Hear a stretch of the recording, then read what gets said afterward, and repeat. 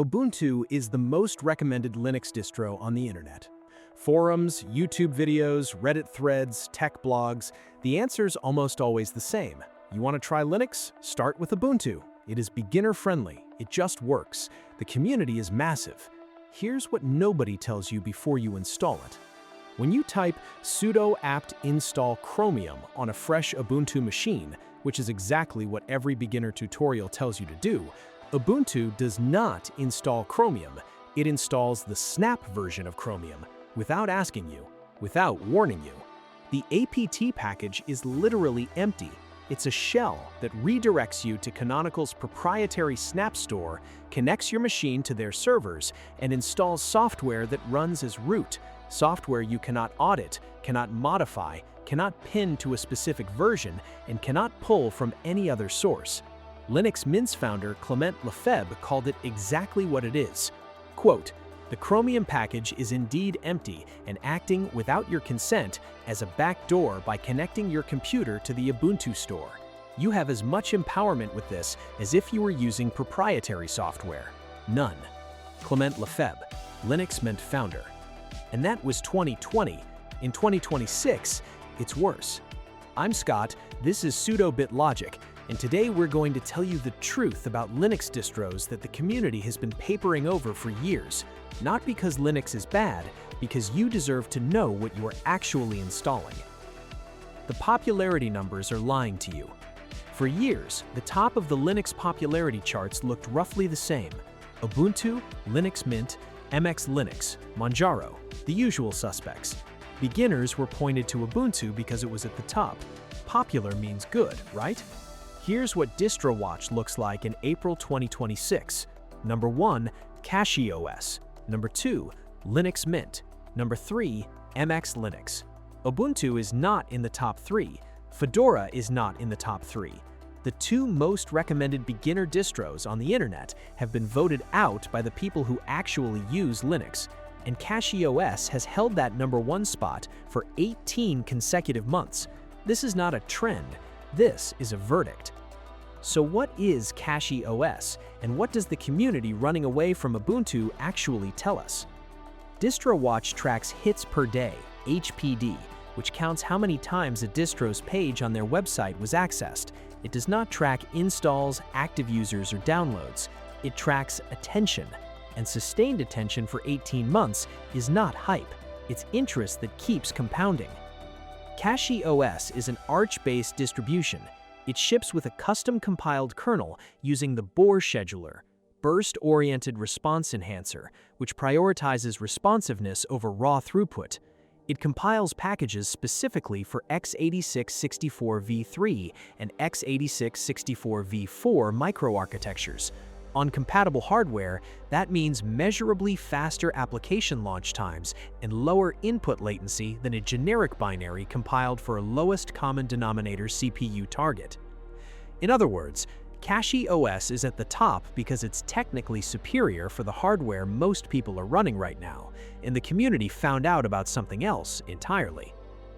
The Ubuntu problem nobody puts in the beginner guide. Ubuntu was built on a promise: free software, community first, open source all the way down.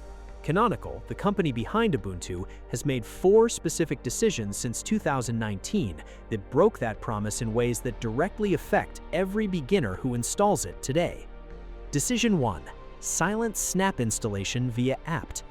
When you run apt install on certain packages, Chromium being the most documented case, Ubuntu does not install a .deb package. It silently reroutes the command through snap. The apt package is a stub. The actual software comes from the Snap store. You didn't consent to this. The terminal didn't warn you. It just happened. The Snap store backend server code is closed source.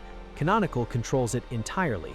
You can't point Snap to a different store. You can't audit what the store is distributing. You can't prevent packages from auto-updating on Canonical schedule, not yours. Decision 2. Terminal advertising. Ubuntu's server terminal has displayed promotional messages to users, not in a browser, in the terminal, the same terminal that system administrators and developers use for critical infrastructure work. Promotional messages from Canonical appeared in line with system output. This is not a philosophical complaint. This is a technical trust violation in an environment where distinguishing system messages from user messages matters. Decision 3. Malware through the Snap Store.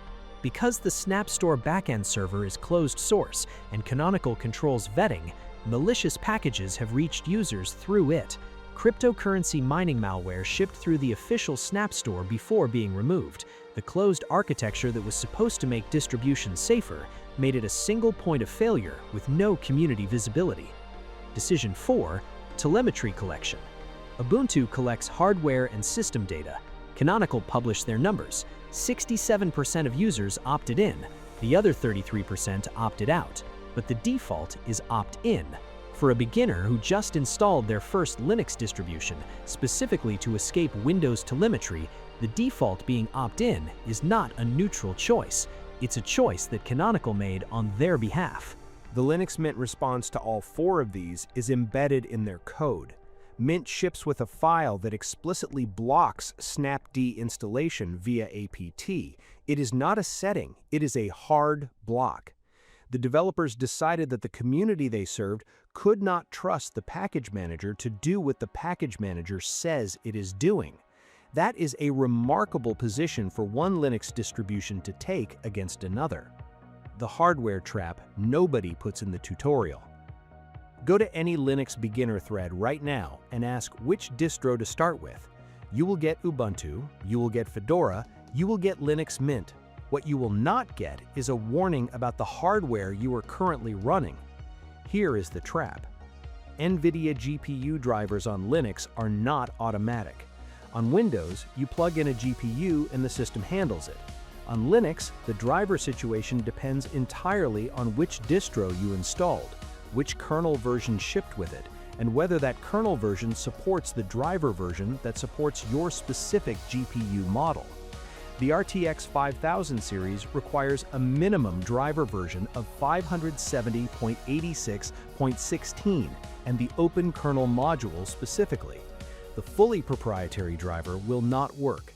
If a beginner installs Ubuntu 24.04 and has an RTX 5080, they are debugging before they have done anything else. Wi-Fi cards are a separate category of pain. Certain Broadcom and Realtek chipsets require out-of-tree kernel modules that are not included in the standard kernel. On a fresh Ubuntu install with no Ethernet connection, a Wi-Fi card that needs a non-standard driver means the machine cannot connect to the internet to download the driver. That is a loop that ends in a forum post at 11 p.m. The most common reason beginners abandon their first Linux install is not complexity. It is undocumented hardware incompatibility. GPU drivers, Wi-Fi chipsets, and suspend and resume behavior on laptops are the top 3 failure points. None of these appear in the Ubuntu is beginner-friendly recommendation. CachyOS ships with a hardware detection tool that runs during installation. It scans your hardware profile and installs appropriate drivers before you reach the desktop. This is not a small quality-of-life feature. It is the difference between a successful first install and a beginner who concludes that Linux is too hard and goes back to Windows. What beginners should actually know before picking a distro? The community frames distro selection as a personality quiz. Do you want something stable? Ubuntu. Do you want cutting-edge packages? Fedora. Do you want Arch without the pain? Manjaro. This is not wrong, but it is incomplete in ways that cost beginners hours. Here are the 3 questions that actually matter before you install anything. Question 1. What GPU are you running? NVIDIA on Linux in 2026 is functional but requires attention. The RTX 5000 series needs the open kernel module specifically. RTX 3000 and 4000 series work well on most major distros, but require proprietary drivers that are not always installed by default. AMD GPUs have open-source drivers built directly into the Linux kernel since kernel 5.6. On AMD hardware, Linux often works better out of the box than Windows. On NVIDIA hardware, you will spend time in a driver manager. Know this before you install. Question 2. What is your Wi-Fi chipset? The AX2010, AX2100, and BE2002 series have excellent Linux driver support built into the kernel. Broadcom BCM chipsets require out-of-tree drivers. Realtek RTL8812AU and RTL8814AU are common in USB Wi-Fi adapters and require manual driver installation. Run LSPCI or LSUSB before you install anything. If your chipset is not on the hardware compatibility list for your target distro, either pick a different distro or have an Ethernet cable ready. Question 3. What does this distro do with your package manager? This is the question nobody asks beginners to ask. Does your target distro use APT? Does it ship snap packages without telling you? Does it ship Flatpak by default? Does it block snap at the system level like Mint does? The package manager is the foundation of everything you will do on that machine. Understanding who controls it and how it behaves is not an advanced topic. The distros that are actually honest with beginners. Not every distro is playing games. There are 3 distributions that, based on architecture, transparency, and hardware handling, give beginners a genuinely honest experience right now. Linux Mint for the Windows refugee.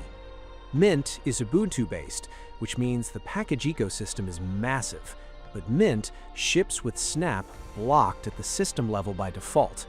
What you install via APT is a .deb package. No redirects, no hidden stores. The Cinnamon desktop is the closest Linux gets to a familiar Windows layout without pretending to be Windows. Hardware driver management is handled through a GUI. For someone moving off Windows 10 before the October 2025 end of support deadline, Mint is the most honest recommendation available. CachyOS for performance-first users on modern hardware. CachyOS is Arch-based, which means rolling releases, Pacman, and the AUR. The custom Bohr scheduled kernel and microarchitecture optimized packages mean real-world performance gains on x86-64-V3 and V4 hardware, Ryzen 5000 series and newer, Intel 12th gen and newer. Here is the actual situation in 2026. Ubuntu is still a functional operating system. Millions of people run it. Servers run it. It works. But the beginner recommendation, Ubuntu is the easiest and safest place to start, is no longer accurate in 2026 if what you are optimizing for is transparency, control, and honesty about what your package manager is doing. The community voted with their feet. CachyOS at number 1 for 18 months, Linux Mint at number 2, Ubuntu not in the top 3. That is not a coincidence. That is a verdict rendered by the people who have been running these distros long enough to know what they are. If you are installing Linux for the first time, know your GPU, know your Wi-Fi chipset, and know what your package manager is going to do without asking you. And pick a distro that respects those 3 things. The ones that do are listed above. Subscribe. Sudo BitLogic is just getting started.